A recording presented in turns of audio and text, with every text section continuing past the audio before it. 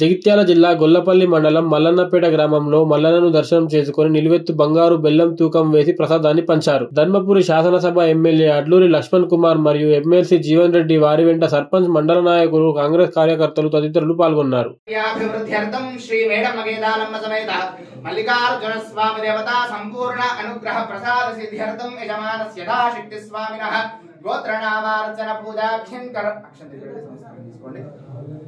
सद्योजातं प्रपद्यामि सद्योजाताय वै नमो नमः।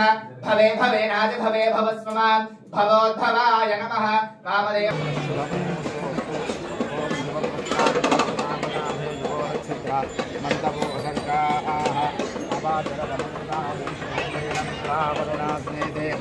ओम शिवम वस्त्राणि के वदा भे ओम